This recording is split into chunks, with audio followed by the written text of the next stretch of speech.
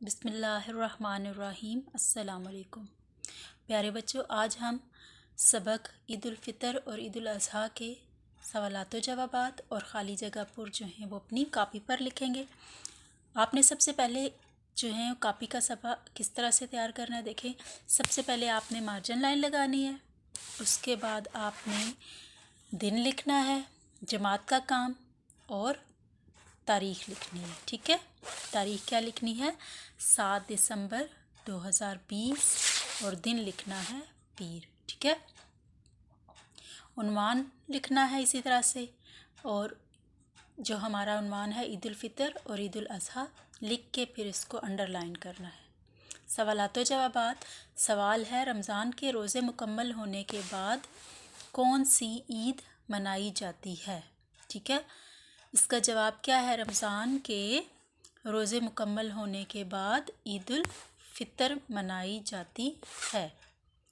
इसके बाद सवाल है, कुर्बानी करना किसकी सुन्नत है? जवाब है, कुर्बानी करना हज़रत इब्राहीम अलैहिस्सलाम की सुन्नत है। उसके बाद आपने अगले सफ़े पर इसी तरह से ऊपर घर का काम लिखना है। ठीक है, और उन्वान में क्या लिखना है? ईद उल फ़ितर और ईद उल अज़हा। ठीक है, सवाल है, मुदर्रजा ज़ाइल ज़ख़ीरा अल्फाज की मदद से खाली जगह पुर करें। ठीक है, कौन कौन से अल्फाज हैं जिनकी मदद से हम खाली जगह पुर करेंगे? जानवरों, नंबर 2 है 2, नंबर 3 है यकम शवाल। ठीक है,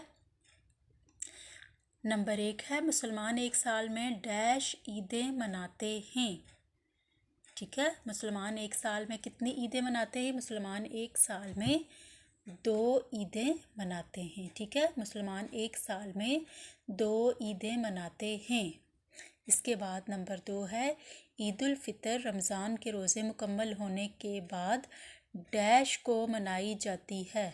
ईद उल फ़ितर रमज़ान के रोज़े मुकम्मल होने के बाद यकम शवाल को मनाई जाती है।